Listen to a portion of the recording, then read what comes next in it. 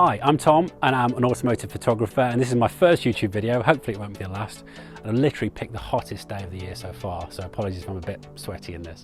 I wanted to really take you through a few techniques about how I use strobe to light vehicles in automotive photography to achieve really dynamic results. So we come down to A1 Vehicle Storage today, who've kindly let us come down and shoot a car, and I'm going to take you through a few techniques and hopefully allow you to improve your photography and see how I do things as well. So let's get the car out and start shooting.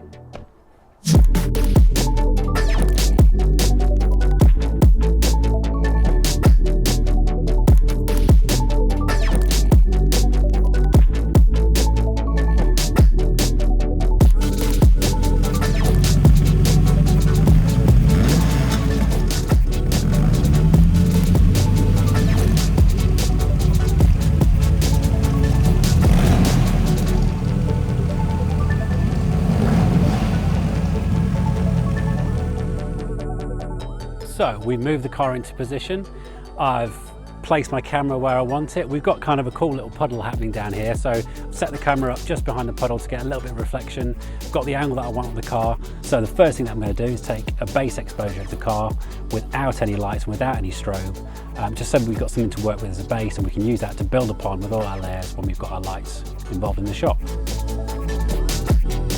Basically what I'm going to do now is just move around the car, move the light around the car, move the strobe around to highlight each individual panel of the car and each detail of the car to make sure I've got the exposures that I need later on to put them together in Photoshop.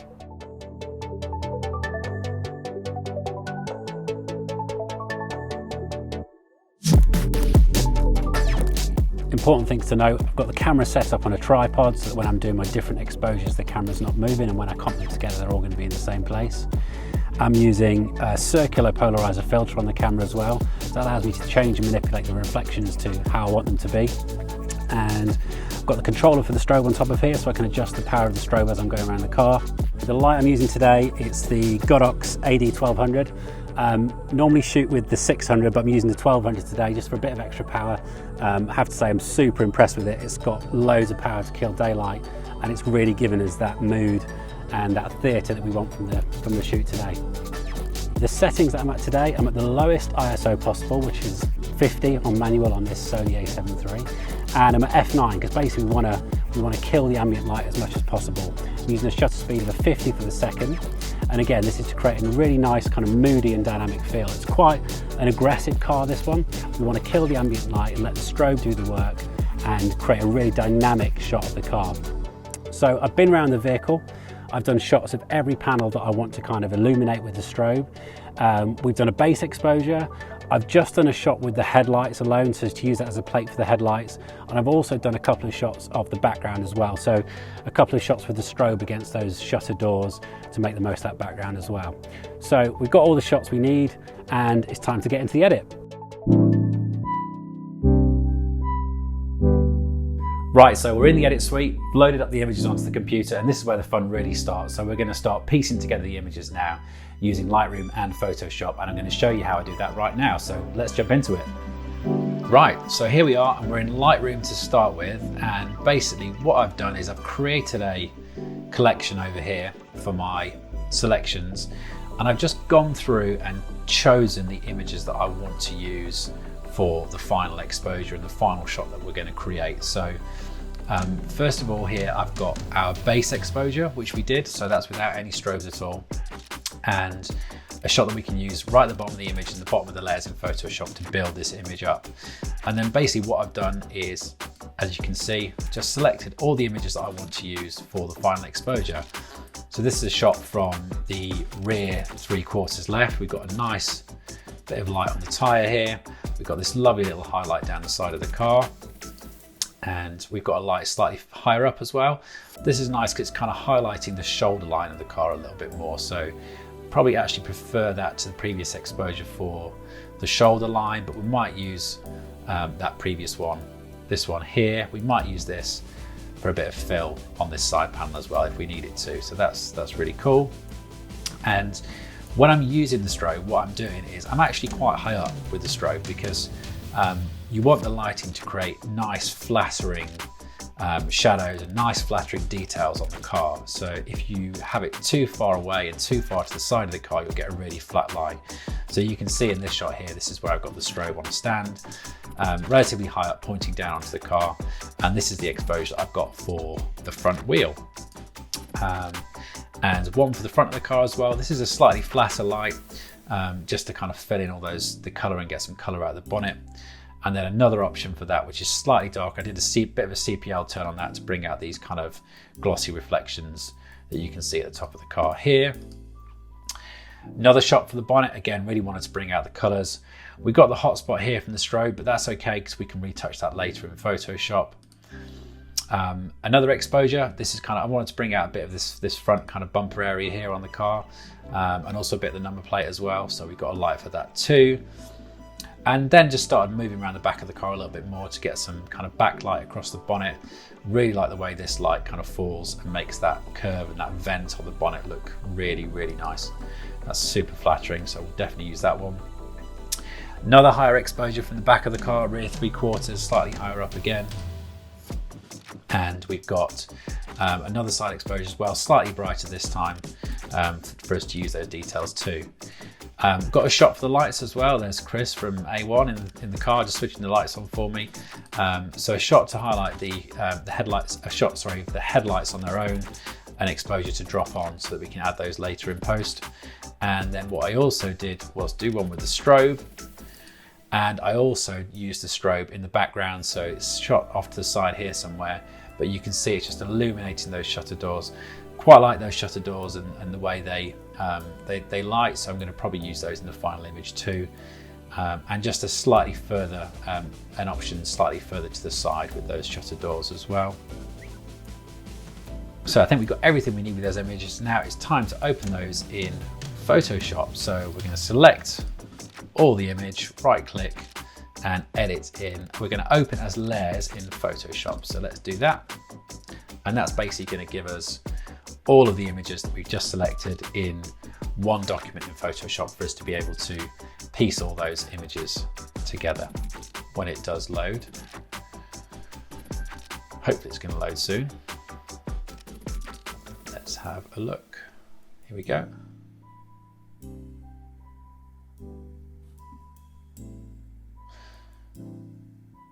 So we can see that's loading in Photoshop now. It's loading up all the raw files into the document. It's going to be a big file. Okay, so all of our layers have opened up in Photoshop now, and you can see all the layer panels here on the right hand side. And basically the next thing we need to do is go through and name our layers and get them in the right order that we want them in. So I'll just go through and do that quickly. It might speed this up for you guys just so you don't have to sit and watch me do this.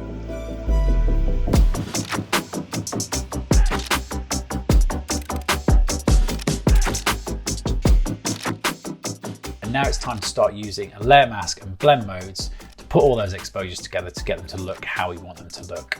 But before we do that, one thing we just need to make sure is that the tripod hasn't moved and that all those exposures are in the same place. So I like to use the auto align tool in Photoshop, but it's not accurate 100% of the time. So if you select all your images, go to edit and then auto align layers, select the auto option and click OK. Give that a try first of all. That might get things aligned to exactly how we want them. You always potentially get a little bit of movement in your shots. So in the tripod, when you're taking the shots, there's always potentially a little bit of movement there, a tiny amount that you might notice in the camera. So it's always good to align your layers, just make sure everything's perfectly aligned before going on to edit and using those layer masks and blend modes to put the exposures together. So Photoshop is just doing that now. Okay, so the auto align has finished. Let's see what job it's done. So just clicking through the exposures here, and looks like it's done a pretty good job, to be fair. So that's good news because it means we don't have to go through and adjust the layers and line them up manually. So that is cool. So the next thing we're going to do is draw a mask around the vehicle. We're probably going to have to do it at some point. Some images you can get away with not having a mask, but I always find it's best to create that mask around the car. Draw a mask with the pen tool so that when you come to blending those layers together and adding in those different exposures, you can use them exactly how you want, and they're going to be perfectly aligned to the vehicle. And also, most of the time, even if you probably think you're going to get away with not having to draw a mask around the car, it's likely that you're going to have to do it at some point. So I like to get it out of the way pretty early on. So let's cut the car out.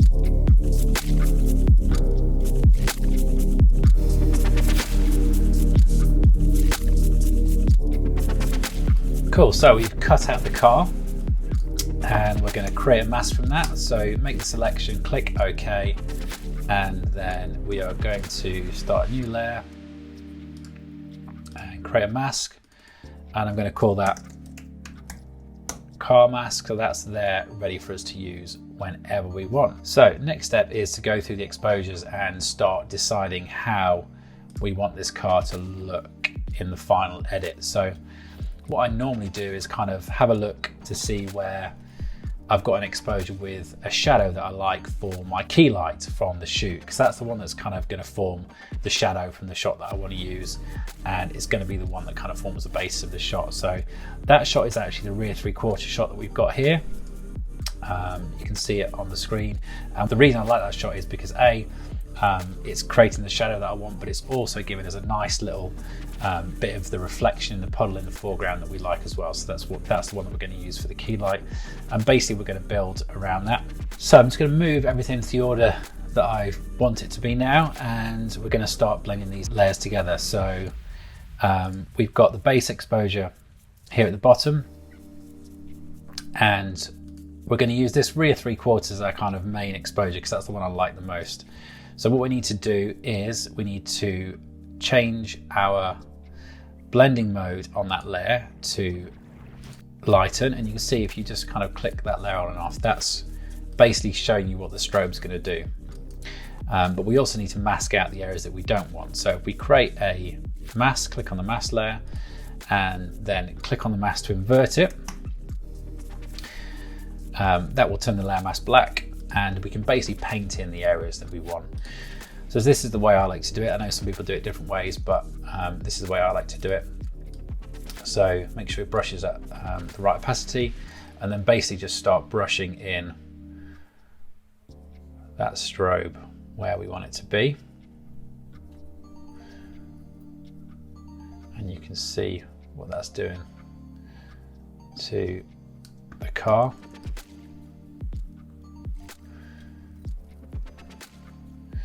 So we've got actually some pretty nice floor details, I think, from that strobe that we'll try and use. It's creating some good shadows, so we'll probably use that bit. Create a nice hard shadow on the floor, which looks really good. And just keep brushing that in until you're happy with how it looks. And yeah, that looks pretty good to me, pretty happy with that. I think we had some from the reflection as well for this one, so let's just bring a bit of that into the shot as well at the bottom. Looks cool actually. Quite happy with that. So maybe just increase the opacity a bit. That front wheel feels a little bit dark. There you go, it's looking good. Not massively keen on the highlights in the water that's creating, sorry, on the edge of the puddle there. So I'm probably just gonna knock that back in the mask. So changing the brush back to black, and that's looking pretty good. So what we're gonna do is keep building through those layers. The next one is a flatter rear shot. Again, not sure about that just at the moment, so maybe we'll come back to that one. A higher shot on the cabin, yeah, I think we're going to use that. So let's click on that, and again change the blend mode to lighten, and then we can see what effect that's having on the image. Just kind of giving us a bit of extra kind of highlight on the top of the cabin there. So let's use that, and again just create a layer mask. I like to invert the mask, that's just the way I work. And we can zoom in and we can start painting in top of that roof line. Just a bit there.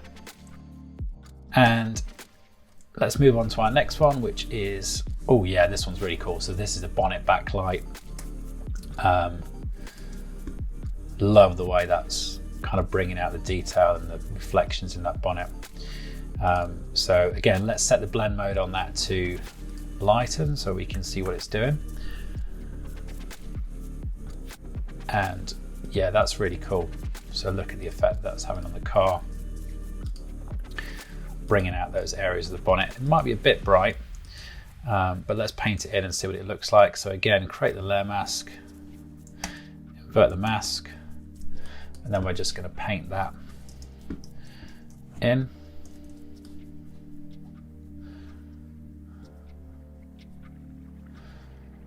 Where we want it to appear. Nice little bit of highlight on that front headlight there. That's really cool. That looks awesome. And it's catching a bit of reflection under the bonnet there, but I don't really like that. So let's kind of paint that back out. Sometimes you can find that happens where you've got a layer underneath. It's actually nicer than the exposure that you're painting in. I still feel like it's a little bit bright, so let's create an adjustment layer on that. So click on the adjustment layer button. I'm going to do a brightness and contrast adjustment layer, and I'm going to right click on the layer and create a clipping mask for that as well. So it's only affecting the layer directly beneath it. And then I can kind of darken that to where I want it to be and adjust the brightness and the contrast of that layer too. So I'm just going to take it down a little bit. It's a little bit too bright for how I want it to be at the moment. And I'm going to play with the contrast a smidge. Actually, it's not too bad. It's actually only slightly over where I want it to be. So we're down -3 on the brightness and -6 on the contrast. That's okay. So next we've got the lower bonnet highlight. Now this is one of those layers, again, I'm not sure I'm going to use, but let's have a look and see what it's doing. So we're going to click on that, change to our light and blend mode, and that will allow us to see if that is going to look better or worse when we put the exposure on. So I'm actually not sure about that layer, the lower bonnet highlight that we've got. So let's have a look at the next one, which is the next bonnet highlight layer that I've got. See if that looks better. It's a bit of a flatter light, which I don't like. So we can actually delete that bonnet highlight layer. I don't like the way that one looks. We can get rid of that and make our file size a bit smaller and make it a bit more manageable to work with. That highlight, not sure about that, going to come back to that. We've got a bit of a flat light on the front. Let's see what that's doing to the image. So again, setting the light and blend mode, and then that allows us to kind of turn it off and on and see what that's doing. It's actually picking up some nice detail in the headlights, which I think I'm probably going to use. So again, let's create a mask, invert the mask. It's also what that layer is doing, that flat light on the front is bringing out the plate, which is good in this case because obviously the client wants to see some branding, so that's cool. So yeah, let's use a bit of that light. I like that. So let's invert the mask again, and we'll start painting some of those in.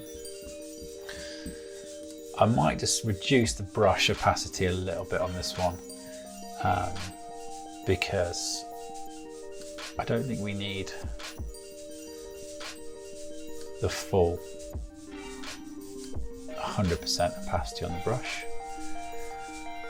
And also what we've got in here is now because of the way the CPL's turned in this shot, we've also got some reflections that are appearing in the bottom of the bodywork here, which I don't particularly want in the shot. So what I'm going to do is just zoom in and not brush those bits of the car in, just actually darken those down so they're not quite as visible, because I don't like the way those reflections is reflecting the tarmac at the bottom of those shots. I don't want that in because I don't like the way that looks. So we're just gonna brush that bit out a little bit more.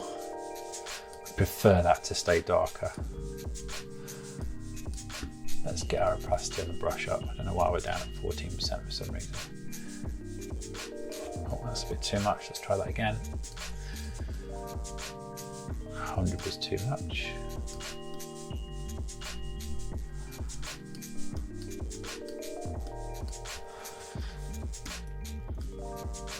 So that's good. And what I might do is just ever so slightly darken the bottom of that number plate because it's a little bit hot.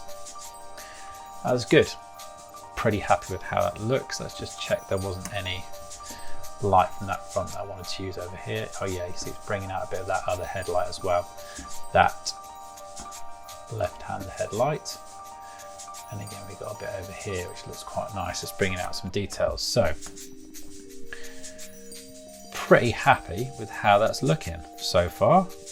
Looks good. We've obviously got the reflections from the strobe, the hotspot from the strobe on the car. But again, we're not going to worry about that just yet because we're going to get rid of those when we go to the retouching stage. So let's move on through our layers. We didn't like the lower bonnet highlight, I don't think. So we're going to actually just get rid of that layer now.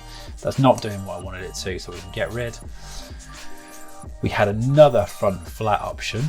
So let's see what that's doing. We've got a light and blend mode there. Again, that's really super hot, that layer. So but it is actually giving us a couple of nice highlights on this kind of front vent, which I like. See if it's doing anything else as well. It's given us, yeah, some nice options. So let's perhaps take a bit of that. Again, creating our layer mask, inverting the mask, and then we can start to brush in the bits that we want. So it had some nice detail here, which let's take, and a bit of detail here, which I think we're going to use too. Not too much of that.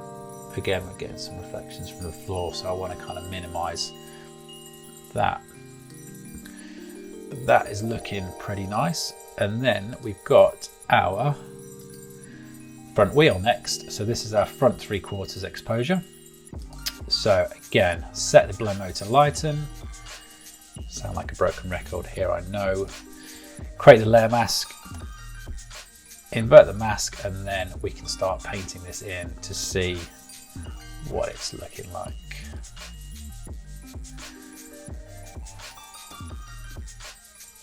So this exposure was actually for the wheel, but also was bringing out some detail on the front wing too. So let's see what we've got. That's good. Oh yeah, there's our highlight on the front wing. That's a nice highlight. Really happy with how that looks. Again, that super powerful 1200 strobe doing the business there. So this is looking pretty cool now, actually. So we've got a couple of layers left. Got the headlights with the strobe. Not sure that's helping us too much at the moment. Let's just switch it on and see on a lighter mode.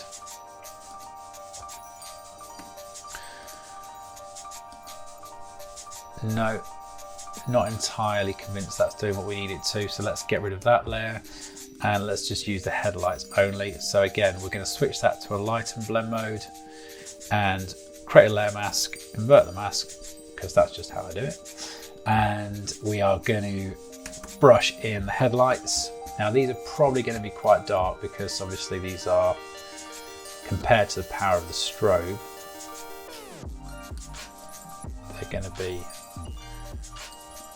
nothing like that. So these are, we might need to boost these a bit in post, but that is okay. I can live with that. So that's the headlights put in. And actually what we can do is we'll create an adjustment layer for that, a brightness and contrast adjustment layer.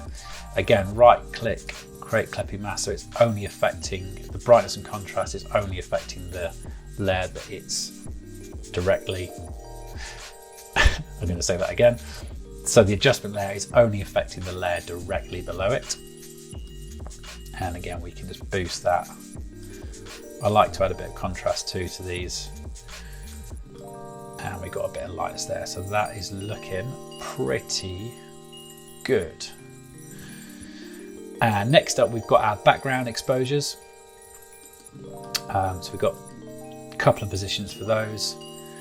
Let's have a look which one we like best. Or maybe we like both. Quite like that. I quite like that. I think that one's my favourite just because there's not quite as much spill on the wall and the door. So let's go with that one. Let's perhaps delete that one, I think, for the time being. Actually, let's just make it not visible at the moment, and then let's set the blend mode to lighten on that, and that will allow us to see the background. And this is where actually it's a really good time to get the car mask into play. So I like to keep that car mask there. I like to duplicate the mask. So I've always got a copy of the mask there, and then apply a mask to my shutter, delete the layer that was originally on, and then you can invert the mask so you can see what it's doing. So then that's basically affecting everything around the car, but nothing directly on the car itself, which is what we want it to do. And also what it allows us to do is start using the brush to get away any areas that we don't want that light to be highlighting.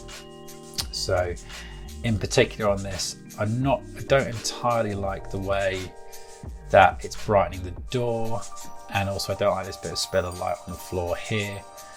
Or maybe I do like that, I don't know. Let's have a play with it. So our mask is the opposite way on this one, so actually we're going to use the black brush to get rid of the areas we don't want.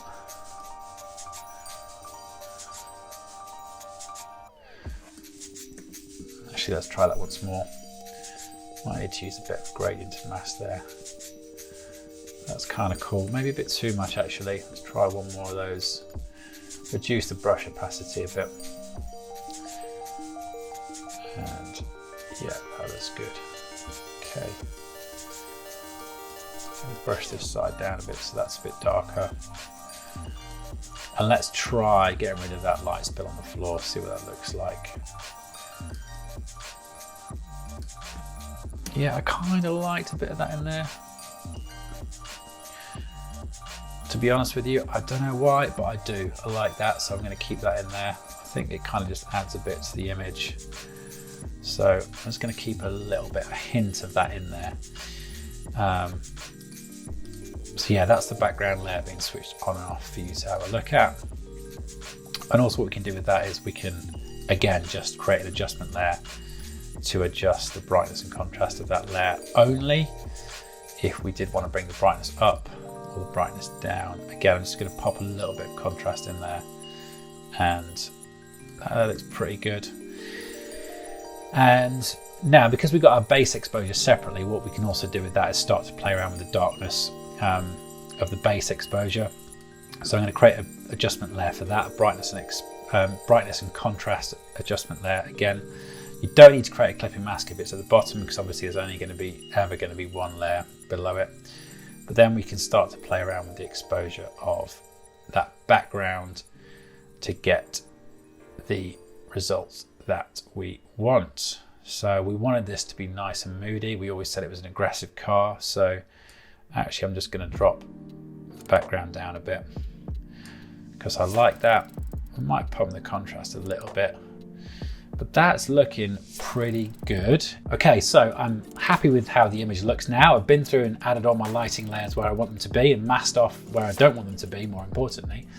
And basically now it's time to retouch and clean up the image, get rid of the spots from the strobe, clean up any areas of the car where there's reflections that I don't want, and also work on the background too. So now what I normally do at this point is, I know I've saved that copy with all my lighting layers, so I'm going to merge those layers together, flatten this image, and work on the retouch to clean up that way.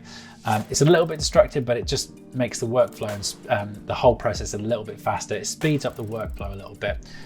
So that's just what I do in situations like this. So let's start to clean up the image now and do a bit more of a retouch.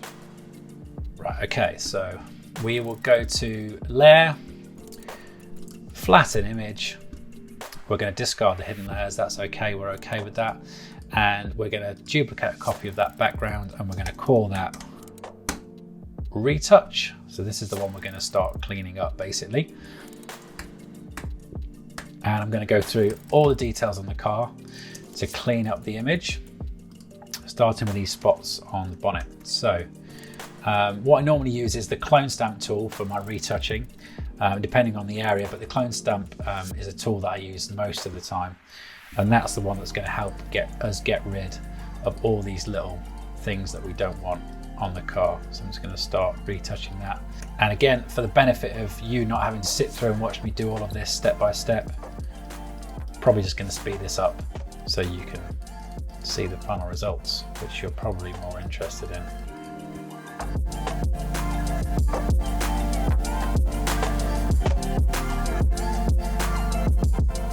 So basically what we're doing is getting rid of all the highlights from the strobe, the hot spots that we don't want on the car, and also any reflections that we don't like, any mess on the car, any dirt on the car, any scratches on the car, anything that we don't want to see. Basically, we're going to get rid of that and clean that up right now.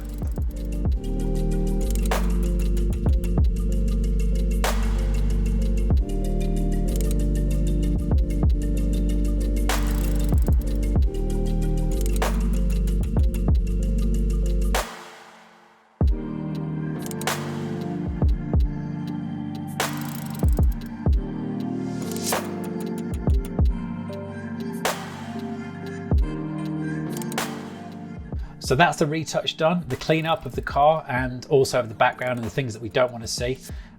Just really helps the car stand out and make sure everything's absolutely perfect on that vehicle as well. So here's the shot before we started, and here's after the retouch, after we've done all the cleaning up and got rid of all the things that we don't want. So now it's just time for the finishing touches really, and normally I jump back into Lightroom to do those things, to get the colors right and just get the crop right and everything that I want to finalize the image before I send it off to the client.